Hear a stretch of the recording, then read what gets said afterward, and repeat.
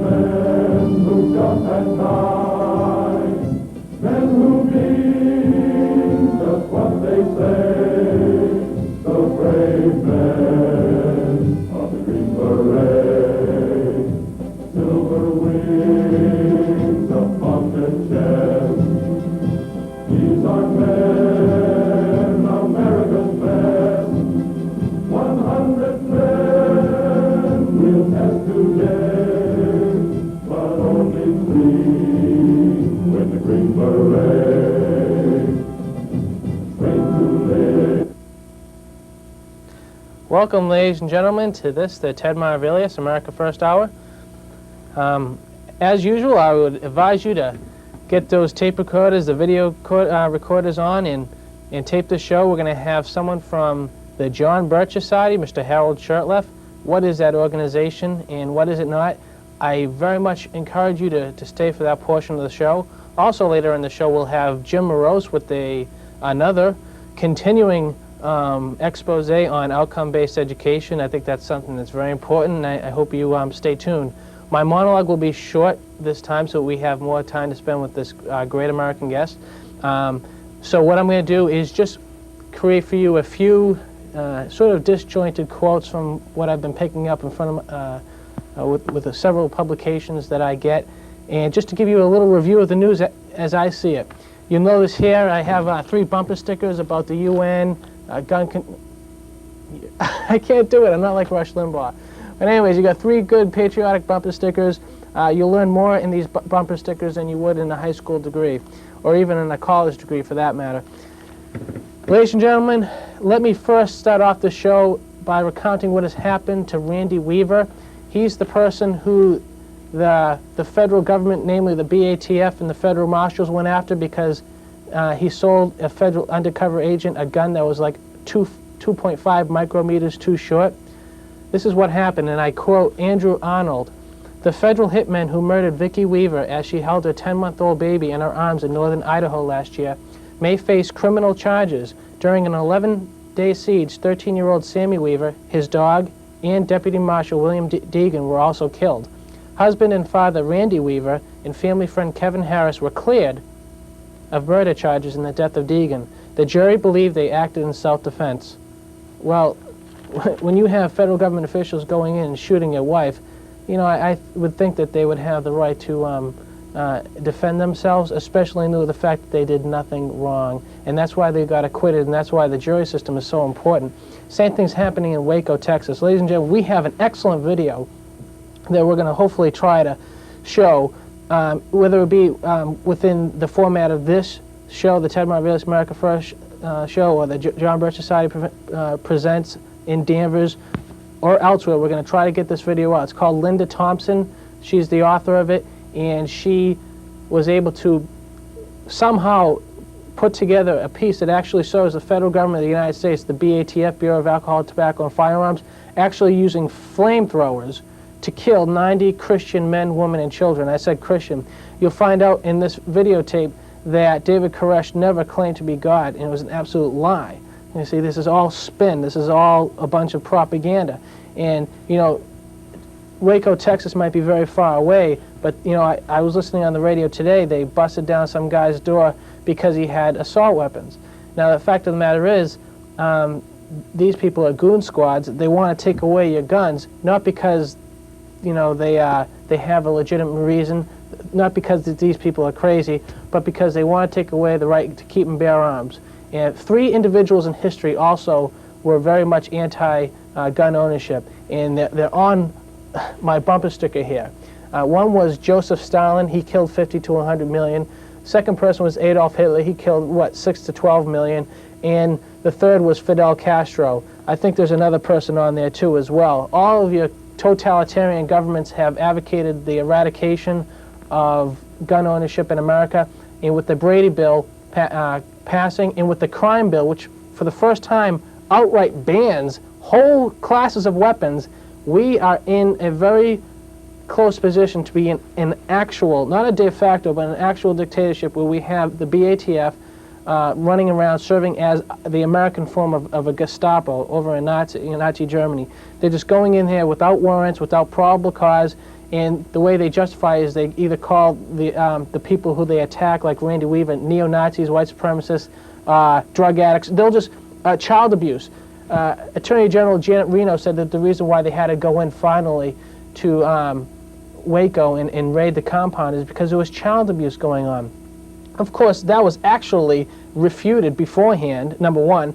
Number two, I would think that burning babies to death is actually a pretty severe form of child abuse, and the federal government did that knowingly by putting in flamethrowers. You should know that.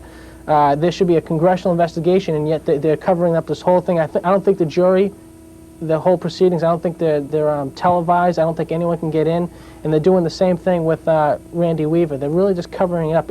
You need to get to see this tape, Linda Thompson, and I hope to show it to you quickly. I have a few items locally at the, we'll be hearing about education in this show coming up, especially about outcome-based education, especially about Danvers, where this show is being taped. One of the school committee members, Mary McLaughlin, I think she's the chairman now, she had something very interesting to say, which I think ties in with the actual nature of outcome-based education, i.e. anti-Christian, anti-American. I read from the Salem Evening News. Chairman Mary McLaughlin agreed that the move would not be as simple as 2 days. She said she was personally not ready to vote for the calendar. There was some calendar changes going on. She also added that times are changing and the possibility of holding school on Good Friday should be considered. Good Friday is when we honor the death of the Lord Jesus Christ, who died on a cross so that we could go to heaven and not spend eternity in hell. And I understand that that turns the liberal news media and educators' stomachs on that, but that's okay because that's the truth. And even though you, the school students, haven't been afforded the opportunity to hear that Jesus Christ died for you on Good Friday, doesn't mean it's not true. Since 1962, when Earl Warren bans prayer from school in the case of Engel versus Vitale, they have taken that truth, which is more important than any other truth. If there's a hell, and Jesus is the only way to avoid going to there, and you're prevented from knowing that, and you die, you're going to spend not 2 years, not 2 million years, but forever in hell. Now you tell me, the next time you look at a liberal educator who doesn't believe in prayer in school, you tell me how compassionate and kind that they are. And when I read things about Mary McLaughlin saying that we should have school on Good Friday, that's not necessarily a mortal sin, but what it tells me is that the respect for Christianity, just our whole Judeo-Christian system, is really going down the tubes along with public education, and outcome-based education is just basically the manifestation of that, and it's just going to just hasten the destruction of our educational system along with our government. I mean, if we do not have educated, the Founding Fathers were one of the most educated people ever to roam the planet. And of course, the Bible is what they first used to become educated. These people were brilliant. Later on in the show, we'll see something about the McGuffey's readers. These little readers that they gave to school children, 4th and 5th grade, college students today could not understand it. Noah Webster, one of our founding fathers, he wrote a good dictionary. All government originates in families, and if neglected, it will hardly exist in society. The foundation of all free government and of all social order must be laid in families and in discipline of the youth. Families are important. That's something I want to convey to you.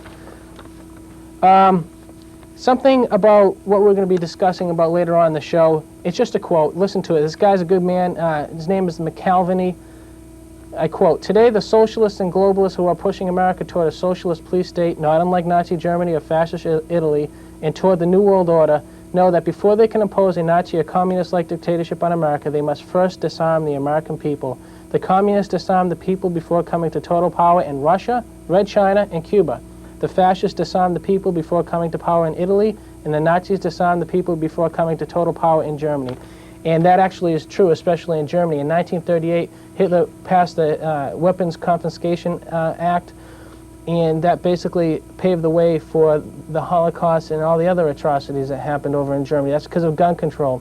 Now keep in mind that Congressman Peter Torkelson voted for one of the most key gun control elements of all time. That's a Brady bill. He'll also probably support the crime bill, which outright bans whole classes of weapons. Now, if you read the Second Amendment to the Constitution of the United States, you will realize that that's illegal. If you see history, as I've been trying to tell you, you'll realize that that's a prescription order for totalitarian government.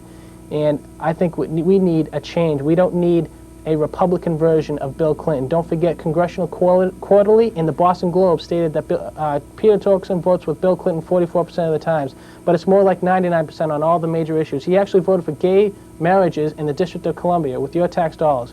Weird stuff. We need patriots and conservatives in there, not has-been conservatives turned liberal just because of their self-interest and their self-gain. Bill Clinton supports national service. That's fascism, national service. Hitler Youth, that's exactly what it is. Bill Clinton voted for it or supported it, and so did Peter Torkelson. I am rushed. Let me comment on the St. Patrick's Day parade. Before it happened, I told people that this decision was going to go to David Souter, and he would have final decision on the Supreme Court whether or not he would let the Irish veterans march in peace without being harassed by homosexuals. I said David Souter will not do that. He will rule in favor of the homosexuals because he's been quoted he's been stated in the Gay Blade or one of the gay newspapers in D.C. as one of the most pro-homosexual Supreme Court justices of all times. Now, mind you, see, that was a Republican appointment. He also supports abortion on demand. My point is, people like Peter Torkelson, David Souter, Bill Bennett, who despite the fact that he does some good things, says that Pat Buchanan is flirting with fascism. These people are pseudo-conservatives. These people, like Bill Buckley, he supports every single liberal thing under the sun. They aren't true conservatives. They aren't true constitutionalists. You need to measure a person in the political sphere to the degree that he supports the United States Constitution. And you won't know that unless you read it. You won't know that unless you read the Founding Fathers' actual documents and not what the liberals tell you what the Founding Fathers said, because it's all revisionist history. Read the Federalist Papers. You'll find some very interesting things. It's limited government, that's a story, and we have a great show coming up, and I encourage you to stay tuned, take some more notes, and get involved, especially in this outcome-based education battle all across the North Shore, here in Massachusetts and nationwide. We can win this, and maybe we can take this battle and apply it to government, and so we can have control here as individuals and families and communities rather than a stateless bureaucracy. God bless you.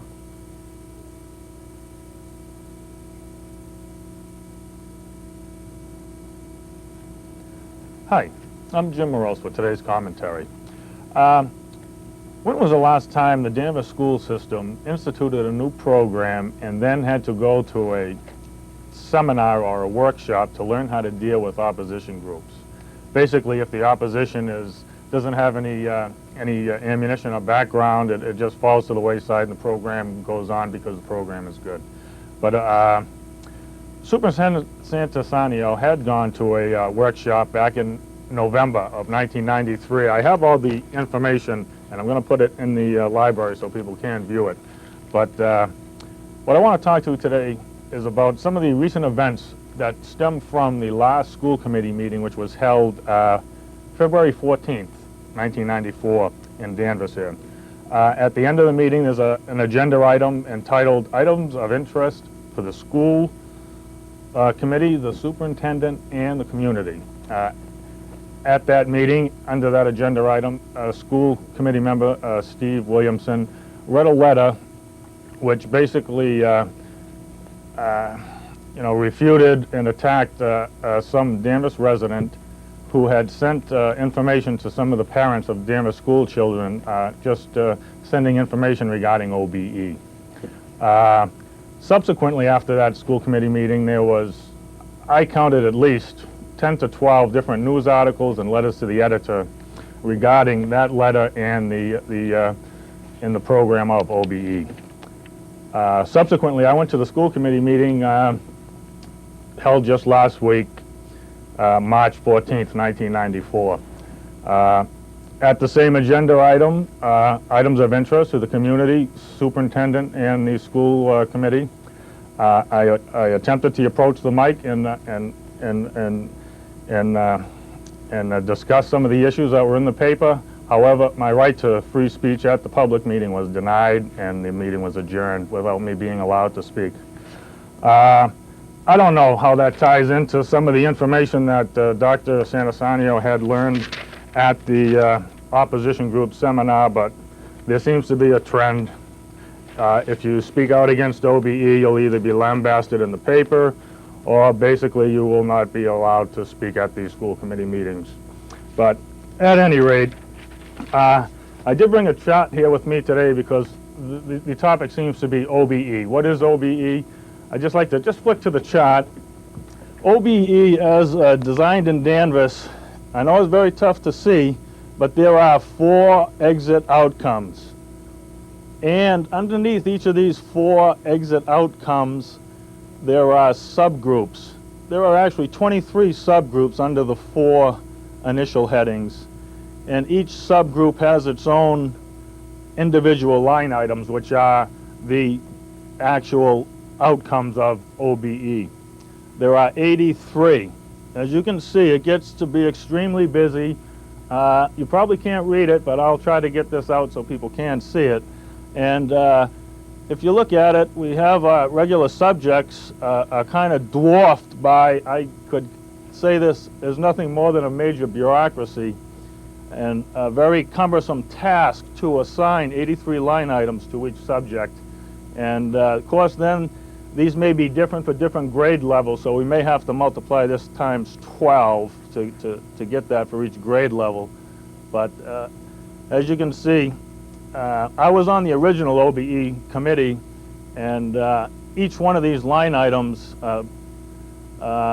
in this chart, I did a rough draft and submitted it to the original committee, and I never did see anything come out about it, but basically that's our OBE.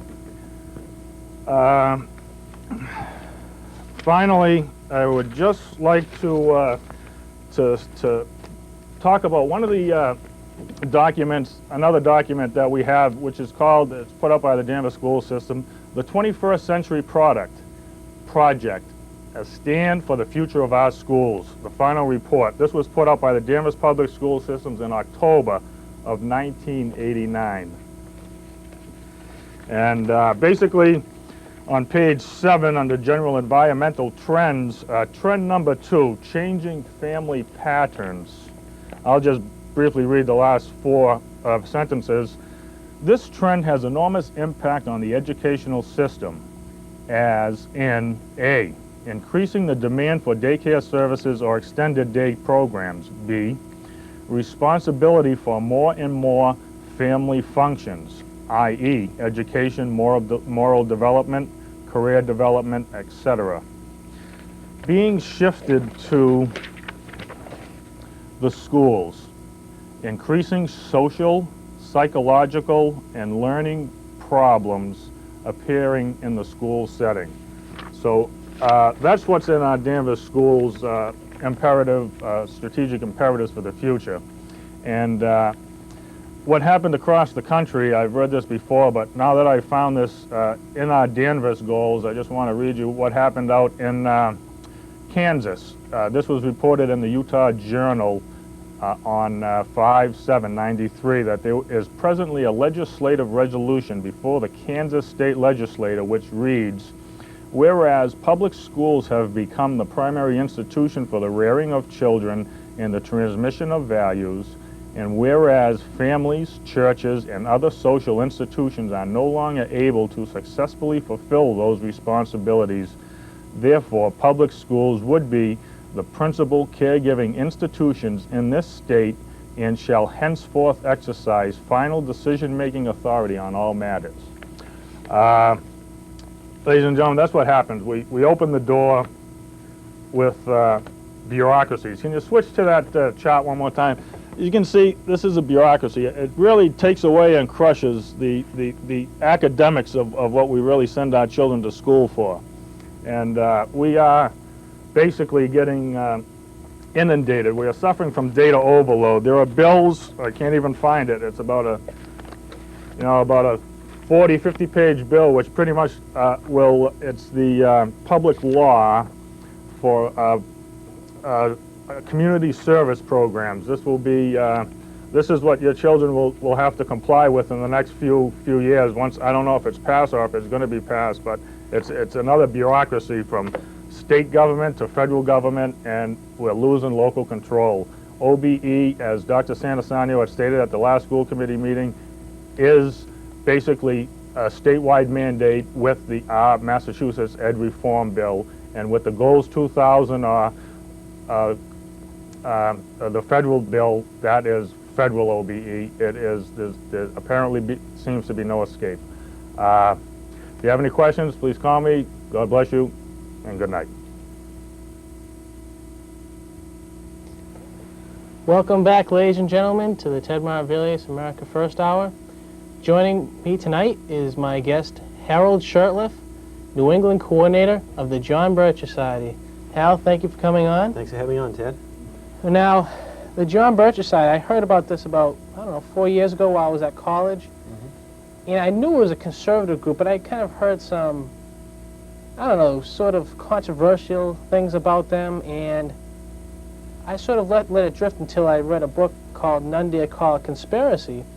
And then, of course, I went to the American Opinion bookstore, which was the headquarters of the... former headquarters Right. in Belmont, Massachusetts. Yeah. And I think I met you there for the That's first right. time. That's And I right. said, wait a minute, these people don't have horns on their heads. They're actually great Americans.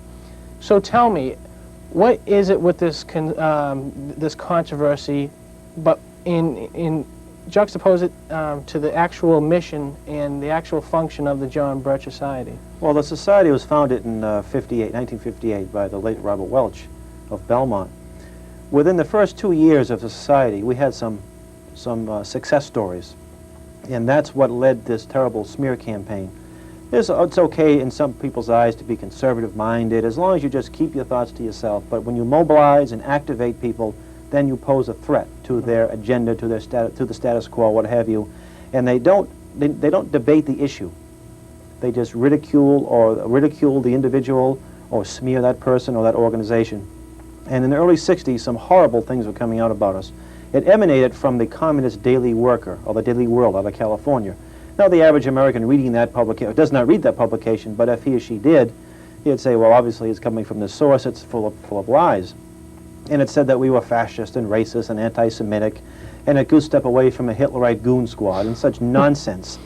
Well, several months later, a lot of those lies made its way to the mainstream media.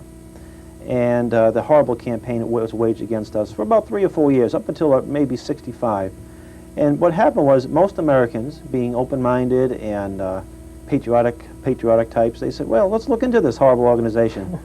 And that's what got me interested. I remember during the Kerry, his campaign, his senatorial campaign, his opposition, Ray Shamey, had been a member, and he went on to smear the Birch Society. He used the word political filth to describe the material. I said, well, wait a minute now. How bad can they be if you have a lot of prestigious members and a lot of good people? I said, how bad can they be? But I knew a little bit about Kerry. I know that after he was out of Vietnam, he did serve very admirably. He was aligned with people like Jane Fonda and former Attorney General Ramsey Clark, who's I think, quite left-wing characters and very un-American, to say the least. So I said, what's his agenda? So I looked into the Birch Society. I read the material, much like you did, and I said, boy, this is not such a horrible organization. And then my first chapter meeting was up here, actually in Danvers. Oh, really? And I met some fine people. So here I am now, 5 or 6 years later, as a New England coordinator. Huh. Well, what is the John Birch Society? Is it a political group? What's its function, and what is its goal? Well, we're not a political group. Our goal is to educate. Now, Robert Welch was a brilliant man, and he student of history. And he was involved in the political process. He ran for lieutenant governor of Massachusetts. He was a delegate to Robert Taft in 1952. Excellent. But he realized that without informed voters, you really can't get anywhere. And we could see, you could field great candidates. There's a lot of good people that we would consider good candidates anyway. But they only get 10% of the vote, 20% of the vote. Oh, yes, there's some good people in office, but a lot of American people just don't understand. When Clinton comes out with his national health care, boy, that sounds great. We have to embrace it.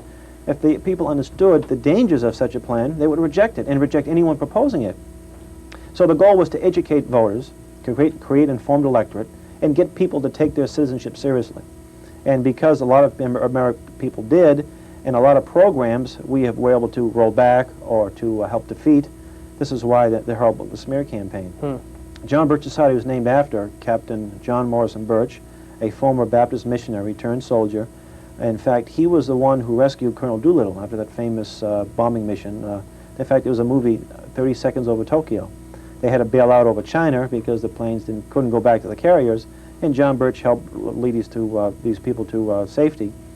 And he was a very courageous young man. He was in his early 20s. He spent the whole war behind enemy lines, practically. And 2 weeks after the war had formally ended, after the truce was signed, or the second bomb was dropped, he was brutally murdered by the Chinese communists, whom at that time our media was telling us were agrarian reformers, had nothing to do with Stalin and so forth. And his death was hushed. How he was killed was hushed up. I mean, he was shot in cold blood, and his body was mutilated.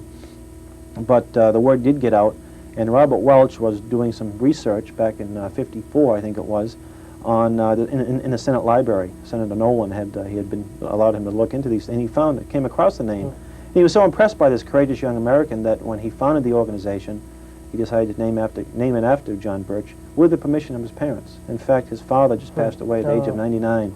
Long-time member, very supportive of our efforts.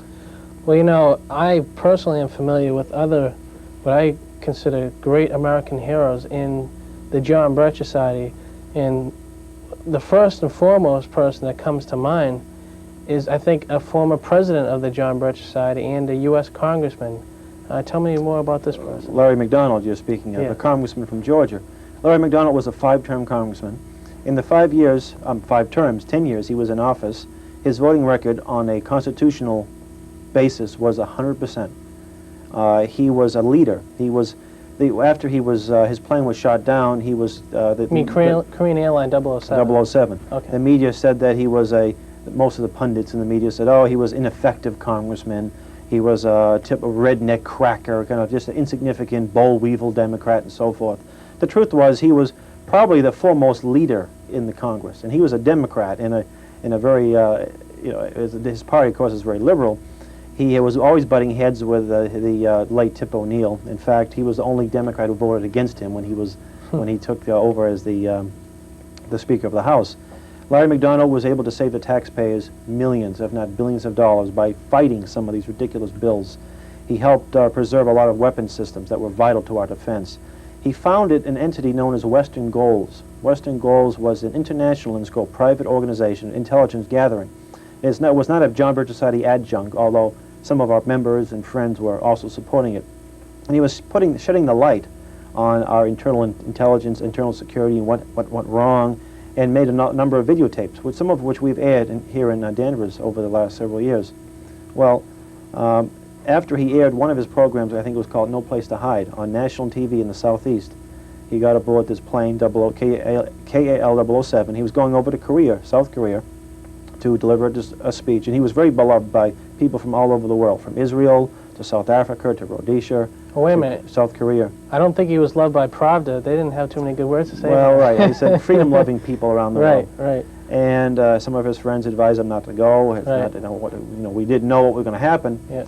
And the plane was shot down September 1st, 1983. A friend of mine who was a member of his staff said that he got word that the plane had landed safely. In the night and the following day, it had disappeared.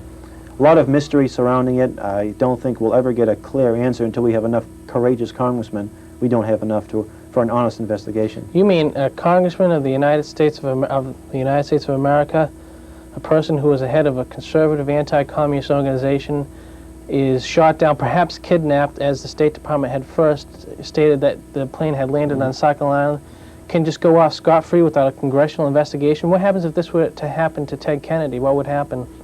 Well, we don't know what would happen, but you can imagine that I'm sure things would be a little bit differently.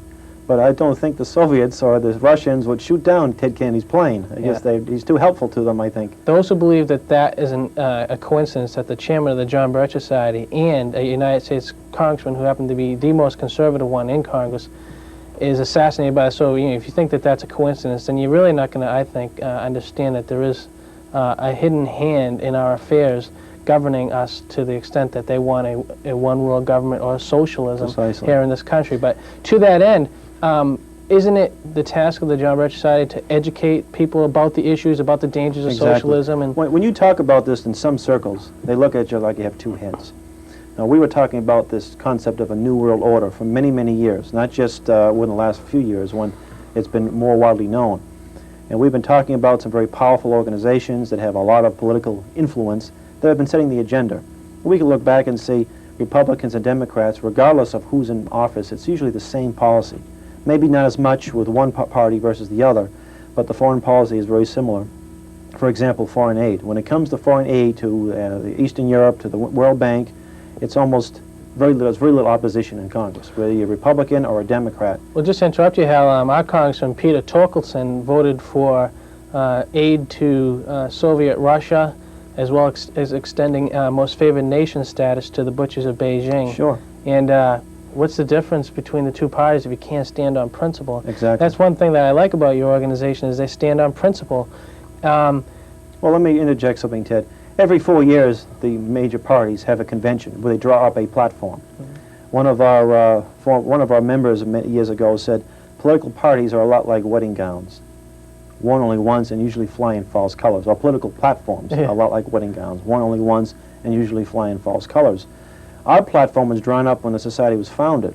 We believe in limited government, the U.S. Constitution as it was meant to be, individual responsibility. So we're very consistent in our ideology. We don't draw a platform every 4 years or every 2 years at our national meetings and say, this is what we're going to do this time. We're going to change things a little bit. Now, do you have members in all sorts of races, denominations? One of the criticisms of the Birch Society is that we are racist, anti-Semitic. We have people from all different religious backgrounds.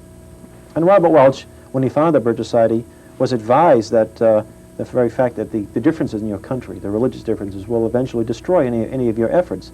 So we took that into consideration. And we don't ask people to change their particular religious ideology. It's simply be tolerant enough to work together with other people to preserve our freedom so we can air our differences in freedom. So in other words, anyone who's really genuinely interested in preserving the republic that the Founding Fathers gave us is welcomed into the John Birch Society. Exactly. So when I hear this garbage on local papers at their extreme, basically the chances are that there are a bunch of liberal news media who are absolutely ignorant as to what you stand for. Well, a lot of the good liberals out there are well-intentioned. I mean, I know a lot of them are. A lot of them think that their agenda is the right thing for the students of this Danvers or for the people of America at large. And any opposition to that must be met with criticism. And obviously, if you're not in that mindset, there's got to be something wrong with you. So you must be attacked. But I want to, again, qualify that. Many liberals I've dealt with are very sincere, good people, and they're also patriotic. And you say, wait a minute, now that's impossible. But it's not. It's not. A lot of columnists have been giving us very good articles, especially in New England. I think a lot of these liberals who were raised in these horrible public schools and educated in these liberal universities, they're always thought to think anti-establishment. Right. And they come out and they see their hero, like Bill Clinton, advocating the same exact thing that their enemy, George Bush, was doing. They're scratching their heads and saying, what's going on here? Maybe those people over there in the Birch Society are onto something. We may not agree with everything, but they're definitely onto something. In 60 seconds, can you warn our viewers the dangers of the Council on Foreign Relations, and is not the President a member of this group? Yeah, he is. The Council on Foreign Relations, in my opinion, is the most powerful private organization. Not to say that every member of it is involved in anything evil, but its ruling members and at the top of this organization are. And I get their publication, I read their writings, and they're looking towards building a one-world system. In fact, according to David Rockefeller, it's already in place. We just don't know it yet, you see. Isn't that the same David Rockefeller that excuse me, just authored an article in support of NAFTA and actually called it criminal if we opposed it? Exactly, yes. And isn't it great that he has liberal Republicans like Peter Torkelson doing his bidding? Exactly. While those of us who work for a living are depending upon our congressmen to stand up for constitutional principles of sovereignty, independence, and freedom. What does the John Birch Society have in place to keep these congressmen accountable? Well, we have a program known as TRIM, and I wish I brought a copy of one in here. I wasn't sure we were going to discuss TRIM. What it is a report card on the congressman or congresswoman. We take 8 of the most expensive votes in the last 120 days, and we let the voters know how he or she voted on these critical bills. We break it down what it costs per household and how they voted. In addition, we have regular articles to educate people, and then we distribute them as widely as we can. And in many areas of the country where we distribute a large percentage of these, the congressmen or women were voted out of office because you had educated voters, strictly nonpartisan. Excuse me. Well, Hal, let's get into specifics. Here in Danvers, my show, the America First show, first started off with addressing the issue outcome-based education, which obviously should be renamed outcome-based indoctrination. Tell us, what is the danger of this particular program from the National Education Association called OBE, and what is the dangers of allowing our sons and daughters to be exposed to this, and does it relate to a larger picture? It very definitely relates to a larger picture. We can go back to the Carnegie Endowment Carnegie Endowment and a lot of these large think tanks and large corporations, nonprofit entities that knew that they had to control American education. The 10th plank of the Communist Manifesto calls for free education for all children. Karl Marx knew that if you're going to have a controlled state, you have to control education. Well, a lot of these principal advocates of these are not communist, of course, but they are those who are totalitarian-minded. They want to have control. So they had to get rid of phonetics and replace it with look-say. Now, what's phonetics? Phonetics is where you learn the sounds of the words, because we have a phonetic language, a phonetic alphabet. Today, most schools around the country, probably Danvers as well, uses what they call look-say. They do here, yeah. Now, look-say was designed for a very noble purpose, to teach deaf-mutes how to read. Deaf-mutes, of course, cannot hear sound, so of course they had to learn a way to read. That was introduced initially in the 1840s in Boston. The school teachers said, "This is monstrous, get it out," and they did. John Dewey, the humanist, so-called progressive educator, brought it back. He wasn't alone, of course, but he was the principal agent. He was a signer of the Humanist Manifesto I and a member of the National Education Association. He lived quite a long time. I think he was in his late 90s when he died, sometime in the 1960s. Wow. And he and his disciples did so much damage to the school system. The Dick and Jane book that a lot of us grew up with replaced the phonetics. And the idea that the schools would be a place to inculcate and indoctrinate, not a place to where children can learn skills and values that would help them to make a living. And John Dewey is very much the socialist. In fact, he went to the Soviet Union during the reign of Stalin, and he started introducing his schools. Well, Stalin kicked him out. He said, that method is okay to corrupt capitalist countries, but it's no good here. So he threw him out and put his disciples in Russia in slave labor camps, I believe. You know, you said he was a member of the National Education Association. This is the same group that has endorsed every single pro-Soviet, pro-socialist, pro-authoritarian measure that has come down the road. I mean, they are so far to the left that to say that they're liberal is really not an accurate description. You've got to ask the viewers a few questions about OBE. Did the parents of America, did the parents of Danvers say, look, our kids are reading too well, please dumb them down, please give them something that's going to turn them into little Skinnerian robots? No, of course not. Did the parents of America say, look, we want sex education in the classrooms? You know, our teenage girls aren't pregnant yet, we want this to happen. Of course not. Who's doing it? We dare call it a conspiracy. Did the parents of Danvers want to result? Now, I don't know how bad the Danvers schools are. I went to schools in Boston, the inner city, during the height of forced busing. They took a referendum a year before they implemented federal court-ordered forced busing. 85% of the people in the black and white community said, we do not want forced busing. We want to have better schools. What did they do? Of course, they ignored the will of the people, and these academic elitists, of course, Ted Kennedy was behind it, and Judge Garrity, and they just completely destroyed the Boston schools today. And I live right across the street from a junior high school, and one of my friends who lives in the suburbs was over early one morning, and he saw these kids jumping out into the school, and he was stunned. He said, Hal, he came in, looked like his best friend was murdered, and he said, not one book, he can't believe it. I says, what did you expect in Boston? $6,000 per student, and they don't even have books. You know, before the socialist onslaught of the American education system occurred, especially with the NEA, National Education Association, becoming powerful, and with Earl Warren becoming the Chief Justice of the Supreme Court and kicking out prayer in schools in 1962, what did our school children used to read?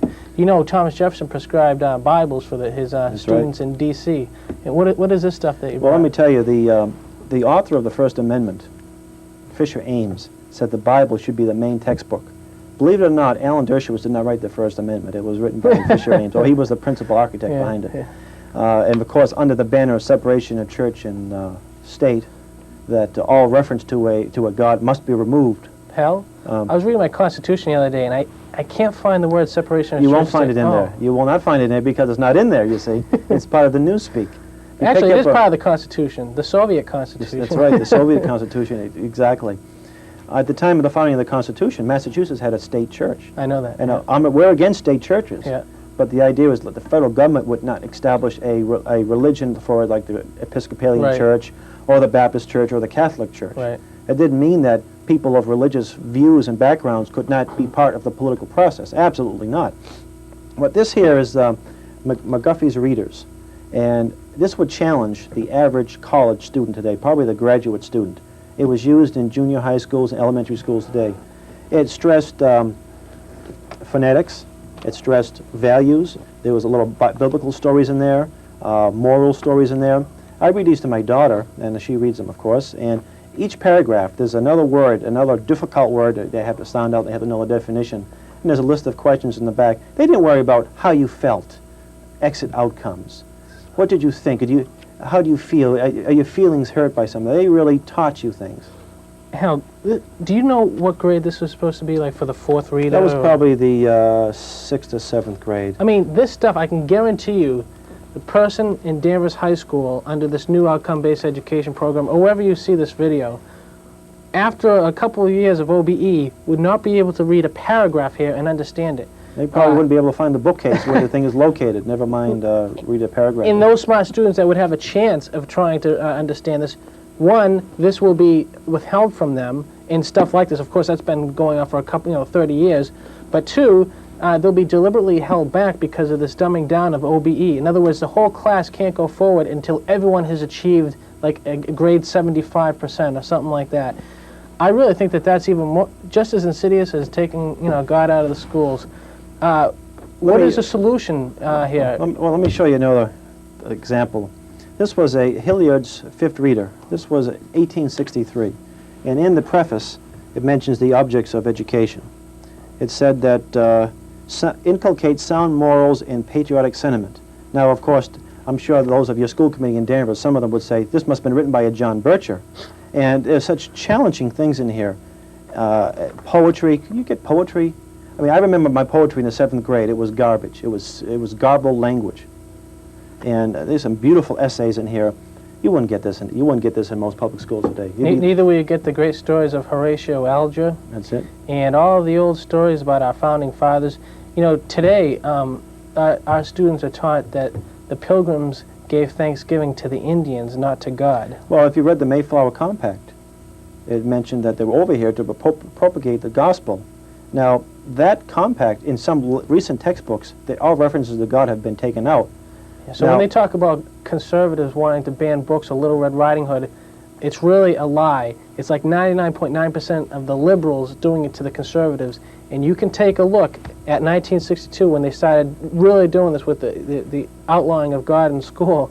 You see SAT scores just go bang. Like David Barton's Myth of Separation, he's documented everything. Everything has gone down morally when we took out, moral principles. Well, in 1983, there was a famous report on education, and it said that if a foreign nation had done this, that what we've done, it would be considered an act of war. And there's a joke where a fellow goes into a restaurant, he reads a newspaper, and there's a young high school graduate next to him.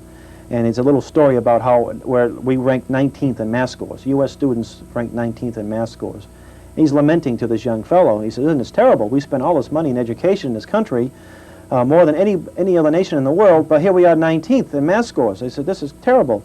And the guy said, yeah, it's terrible, but at least we're still in the top 10. You see? That's how bad things are. Yeah. And some of these educators, one of the fellows who's a Harvard, one of these persons that designing OBE, and I can't recall his name. Bill Spady? Not Bill Spady. He said about handheld calculators. If you have a handheld calculator, you don't really have to know figures. See, the old way was rote memory, and thankfully, I learned rote memory. I still know my tables, and it still comes in handy today. 3/4 of what I've learned about the American government and our history has been outside the classroom because they're just going to withhold it to you. And I learned that in college. And some excellent books that were provided to me by people, who cared about me and who wanted for me to realize what I have not been taught. And so we need to circumvent the public schools. Precisely. And at least it seems to me that your organization, the John Birch Society, is one way we can do that. Specifically, what do you have? Do you have books, tapes? Well, we publish a magazine called The New American, which, by the way, is available here at the library. We have a summer camp for children, for high school and junior high school age children. Oh, this is our magazine, The New American, published by Wigley. Hal, just for your information, and also for you viewers out there, we do have The New American in the Danvers library. If you're listening to this in Danvers, I highly recommend you going in and taking it out. We had an excellent issue recently about Bob Dole and pseudo-conservatives. That's a big issue with me, Hal. People who are Republicans, but unfortunately they act like liberals. Just like you were saying before, there's really no difference between the leaderships of the two parties. What can we do to realize, recognize a constitutionalist, a patriot, a conservative, between that person and a person who is a fake, and a person who's just self-interested and self-motivated? You could look at, well, for example, we publish their voting records. Not their rhetoric, but rhetoric you can't really tell. There are a lot of people who sound great, but you go to and look at how did they really vote on these key issues? And you get a guy like Gingrich, for example, who's supposed to be the hard-lining right-winger. His voting record is not all that impressive. He's probably a moderate conservative. Right. Maybe on a scale of 1 to 100, he's a 60. Yep. Where a Phil Crane type would be 95 to 100. Right. So there's a lot of difference between the two. And incidentally, Peter Torkelson, our congressman, on a scale of 0 to 100, would be like 10. No, I think he's a little better than that. His last index was not that great. I want to be fair to the guy now. Yeah. He may not be fair to the taxpayers, but in all honesty, he's probably a moderate. Well, do you now, know? I'm taking the most hardest liberal, Yeah. Joe Kennedy, for example, and the Phil Crane, and he's in between, which is no place he's supposed to be if he calls himself a champion of limited government. Would you know that the Congressional Quarterly actually states right there in writing, the Boston Globe picked it up, that he's voted with Bill Clinton 44% of the time? Yeah, and on the major issues, NAFTA, gays in the military, gay marriages in D.C., foreign aid, MFN status, got Brady bill, he's been with him on all the major bills except for the tax hike. Yeah. You know? Which was really divided among party lines. Right, right. Yeah, well, the people of this district voted him in, and the idea is to put pressure on him. Yep. A lot of these people really stand for nothing. They wear nice suits, they comb their hair nice, and they talk smoothly, and they feel very important. They go down to Washington, D.C., they're asked to come on C-SPAN, and asked to come on talk shows, and they feel very, like they're really doing some great service to their constituents. But the idea is they work for us. And the minute we have to have that attitude. Now, that article that came out in the Salem Evening paper a few weeks ago about our Birch chapter here in Danvers mailing out articles. Well, just the audacity of an elected official paid by the taxpayers. I don't know what a school committee member gets. I mean, a school committee member here in Danvers, was Yes. his name Mr. Williamson? Williamson. He came out and he berated the chapter for simply mailing out material to the parents of the parents who have children in Danvers schools. The audacity of this fellow. Well, what was he worried about? Good question. See, that's a good question. I'm glad you brought that up. If the material, as he claims, are nothing but right-wing propaganda, I can't remember some of the adjectives he used, but they weren't very kind. The average person in Danvers would just simply say, well, obviously, this is a lot of right-wing hogwash, full of lies, and I'm going to can it, you see. But I think he was really concerned. Well, it's funny because Governor Wilder of Virginia, not necessarily a person that we would consider a hardcore right-winger, with the stroke of a pen, did away with outcome-based education in the state of Virginia because he knew his political career was on the line. The parents down there knew OBE because they realized quite clearly that the goals are the same in Massachusetts and Virginia and elsewhere, and it's just the liberal, political correct hogwash and the control that is just being, packaged. It's much worse than just political correct hogwash. Yeah. Now, in the article, Mr. Williams was asking what Birch Society members or specific member liked or was against. He said B.F. Skinner. So obviously he's in favor of B.F. Skinner. Well, maybe most people don't realize who B.F. Skinner was. Harvard psychologist. He wrote a book, Beyond Freedom and Dignity, where he said, to paraphrase it, that peace, that freedom and dignity were obsolete entities. He also divined a little what they call a baby box. He wanted to raise little children in these baby boxes. He was a monster, a megalomaniac. So yes, of course, Mr. Williamson, we do oppose B.F. Skinner. UNESCO was another thing that he said, well, we oppose that. Isn't it horrible? UNESCO advocates a worldwide control of the media. We got out of UNESCO in '83. We did, right. Now you think, is he in favor of that? Obviously he must be, but I'm assuming he doesn't know all the things there is to be about UNESCO. And I'm not trying to, he's probably a well-intentioned person that thinks that this is just great, and he figures, well, I'm not supposed to have any opposition. The people are supposed to bow to us blindly, you see. And it's a little bit of a terrorist tactic.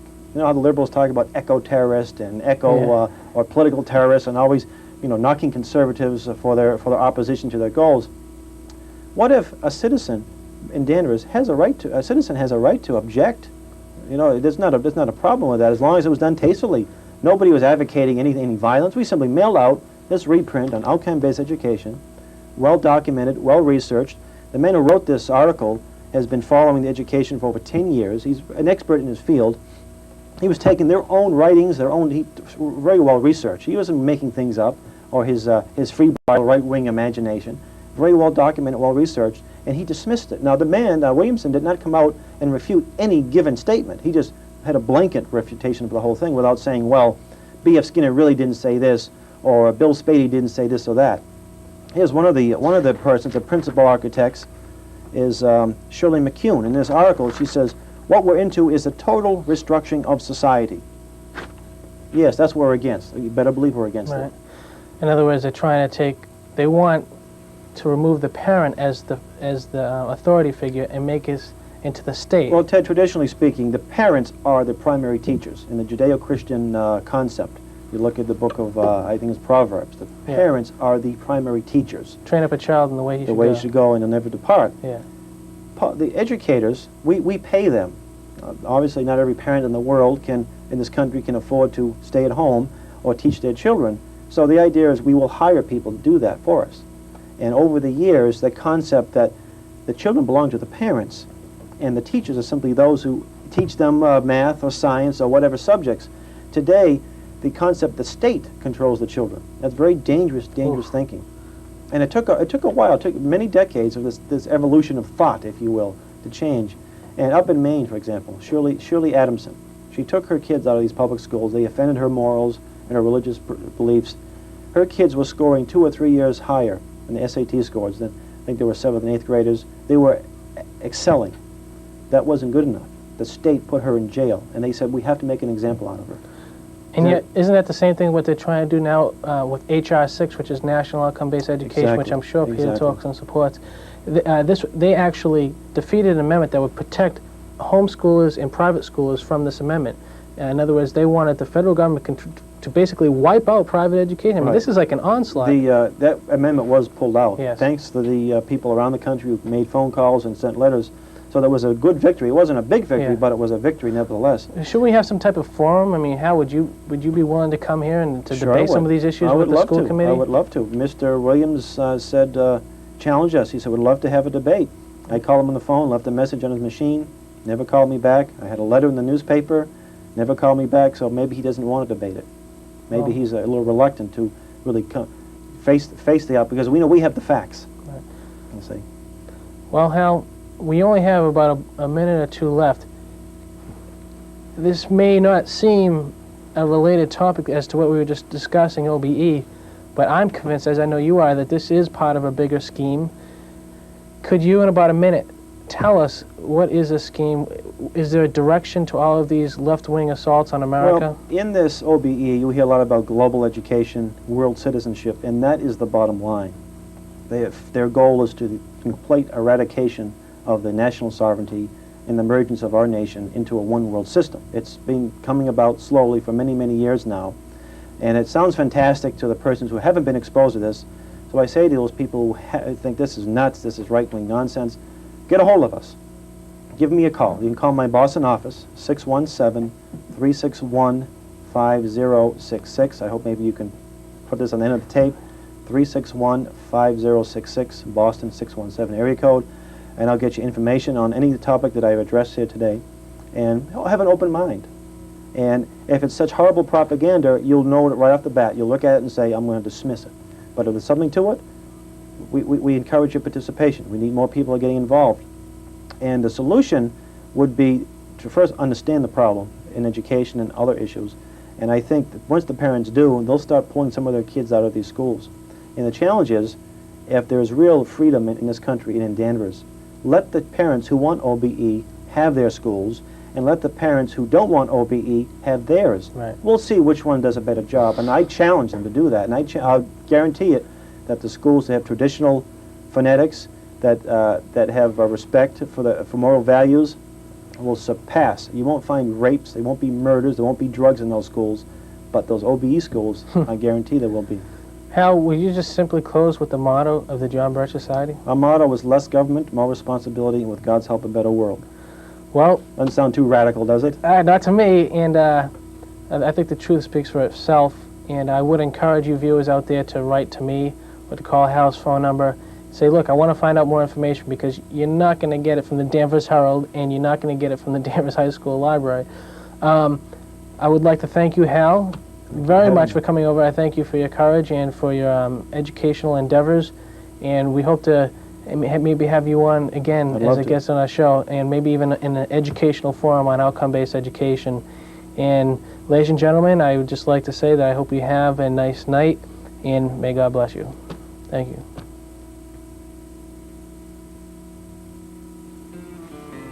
The preacher man says it's the end of time, and the Mississippi River, she's a going dry. The interest is up and the stock market's down, and you're only getting mugged if you go downtown.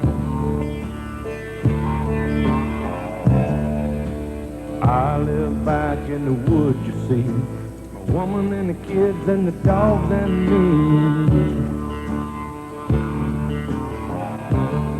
I got a shotgun, a rifle, and a four-wheel drive, and a country boy can survive. Country boy can survive.